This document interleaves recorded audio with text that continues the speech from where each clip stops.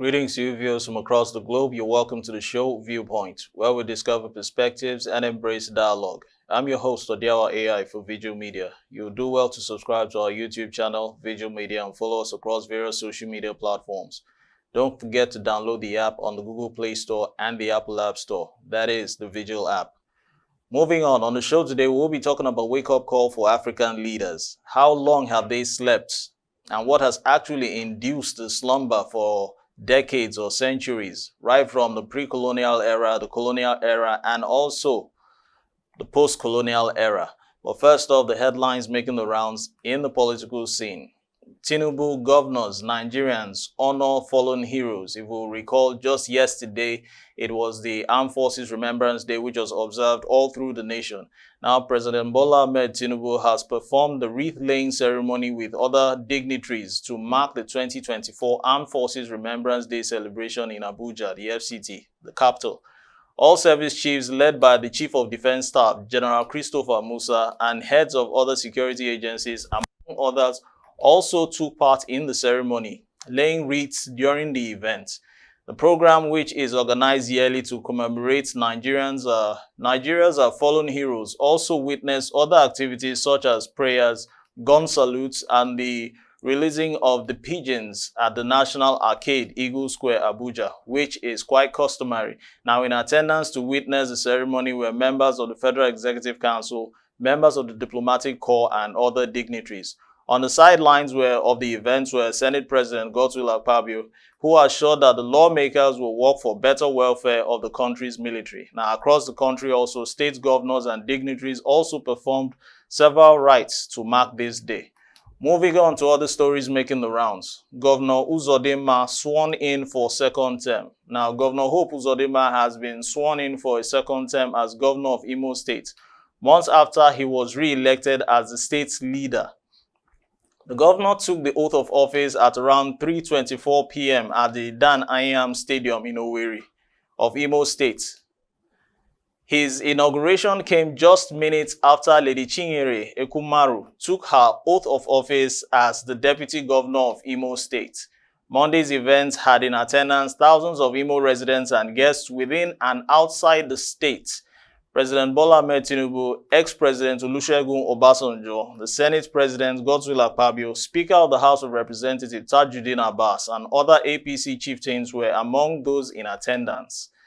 In his speech at the event, Uzodinma promised to exceed his performance in the first term, thanking the people of the state for their support. Now, in other news, don't worry about Japa, more people will be trained. Now, this is Tinubu actually assuring Nigerians. President Bola Ahmed Tinubu on Monday assured Nigerians not to be bothered about the mass exodus of skilled workers from the country, assuring the citizens that the federal government, in collaboration with subnationals, will train more persons to fill the professional gap now, which is conspicuous, particularly in the health, tech, and other sectors. The president spoke in Owerri, the Imo State capital, during the second term inauguration of Governor Hope Uzodinma. Addressing the people of the state shortly after the governor took the oath of office, Tinubu said the education of children and youth is a priority for the administration of the ruling APC. Japa, which is actually a colloquial expression for immigration phenomenon that hit Nigeria hard since the COVID-19 pandemic, has actually caused an unprecedented shortage of skilled manpower in many sectors, especially in the health sector, which contends with myriad issues like poor pay and welfare packages. The UK, the US, Canada are top destinations for Nigerian youths who are relocating in pursuit for better education, employment, security purposes, amongst other reasons, probably greener pastures. With Nigeria's unemployment rate at a record high of 33.3%, the mass exodus, which is actually known as the Japa phenomenon, is in full swing as we speak. Now, moving on, Ajaokuta Steel Mill to start military hardware production. Now, this is according to the Minister of Steel for Development, who is actually Prince Shuaibu Adu.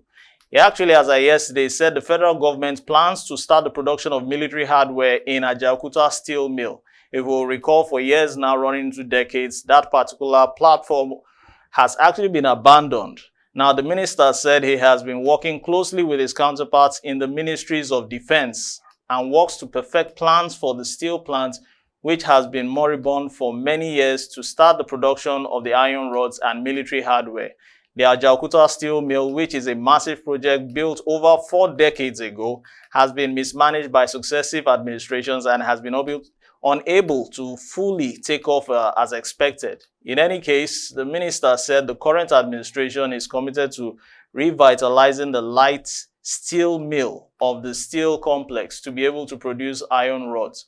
According to him, it will cost between $2 to $5 billion to revamp the entire complex based on the estimates by experts, with the light steel mill section costing about 35 billion naira. The minister also disclosed that the president, Tinubu, actually gave him approval to raise money locally to revive the light steel mill section of the steel plant, stating that the 35 billion naira investment on the steel plants will help it produce 50,000 tons of iron rods with a capacity to go up to 400,000 tons.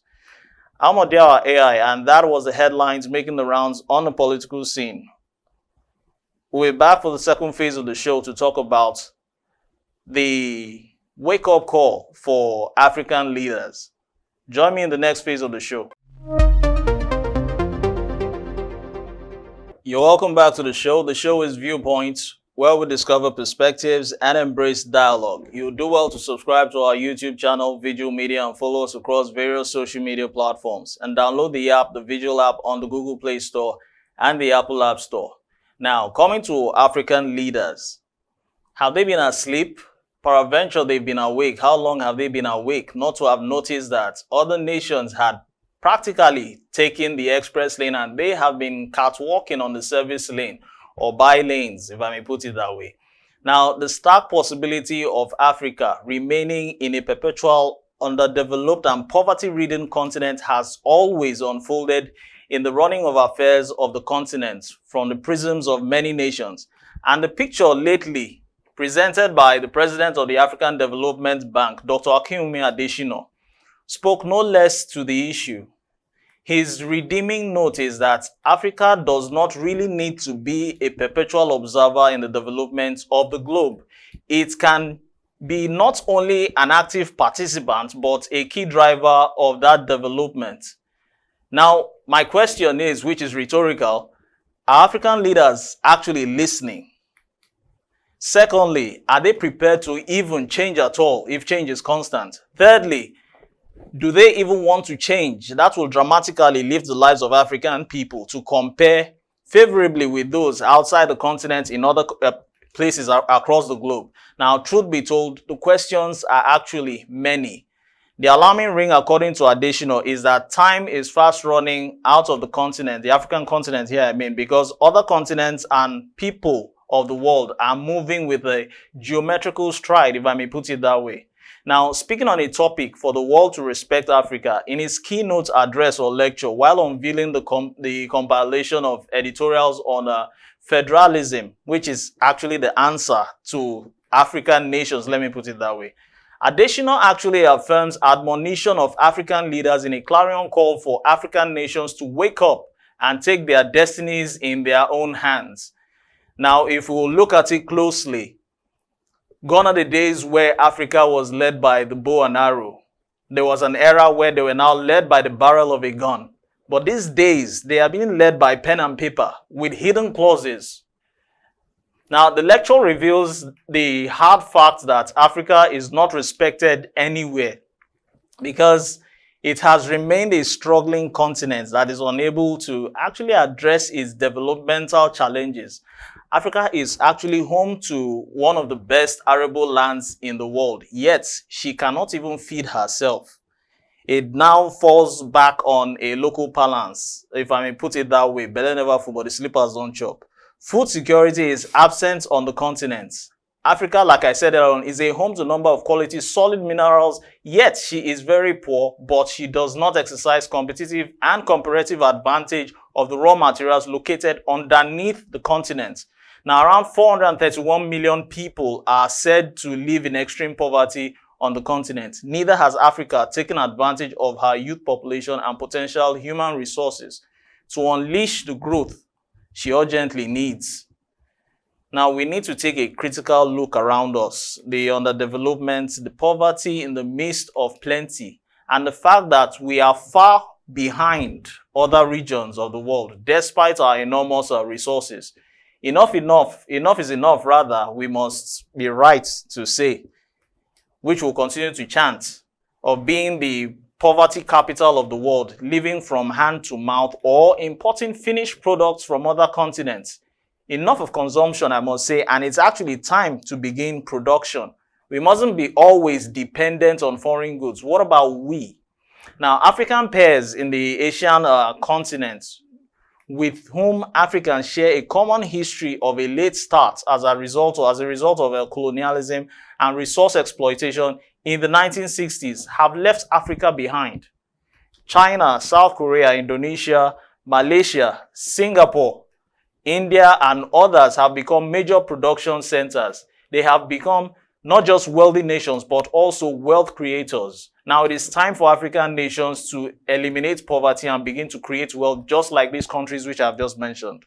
It begins with appropriate management of human and natural resources that are available in the continent.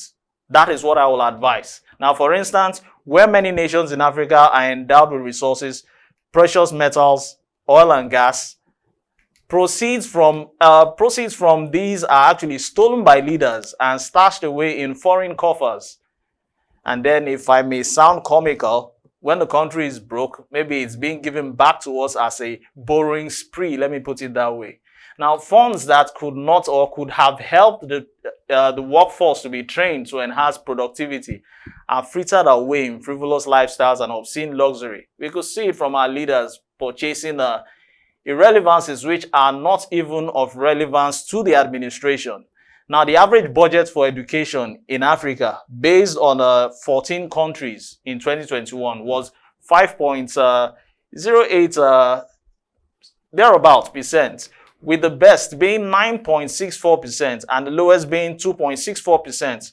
Without expanding or without expanded education, African nations will continue to harvest poverty as there will be absence of skilled manpower. Health spending in Africa is just around 5% of the GDP, the gross domestic product, on the average. But yet still, Africans are still dying of diseases that other continents have actually eradicated decades ago.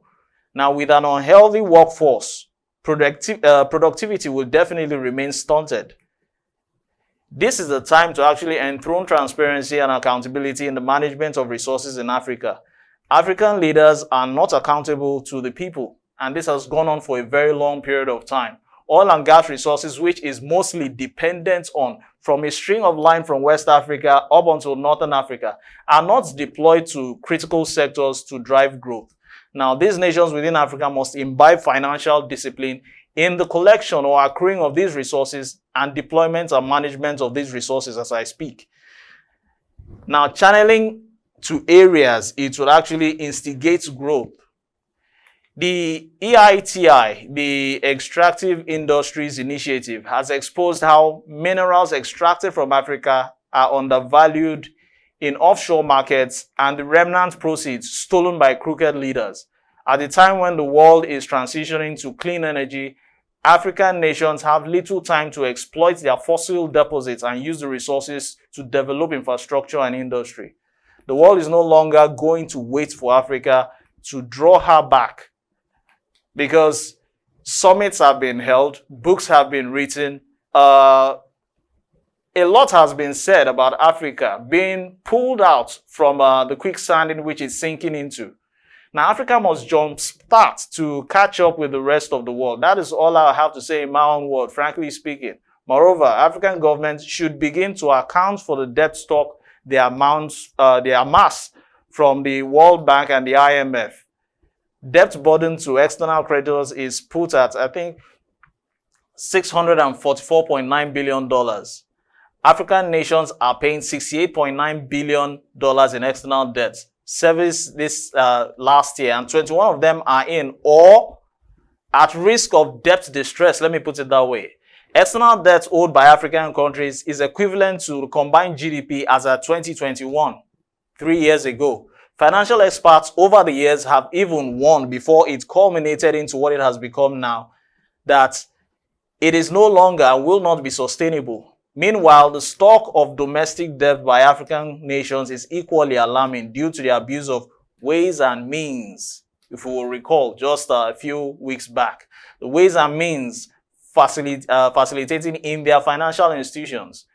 The IMF has cautioned African nations to walk away from debt crisis by mobilizing domestic revenue. There are resources within which one can actually explore.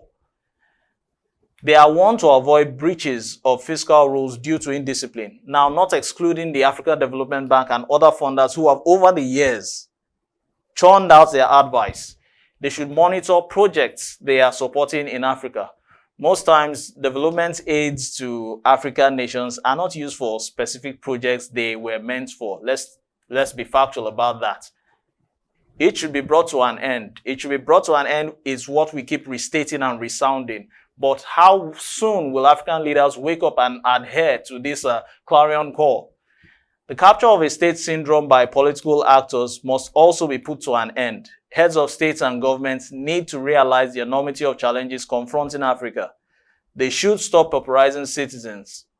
And citizens, on their own part, they have a role in the whole system of government. They, on their own part, must wake up and demand good governance. Without the right government, Africa will remain fossiled in the realms of potentiality. Continue to linger in is the case of I was, not I am. I'm Odiawa AI for Veegil Media, and the show has been Viewpoint, where we discover perspectives and embrace dialogue. You do well to subscribe to this YouTube channel, Veegil Media, and follow us across various social media platforms. Thanks for watching.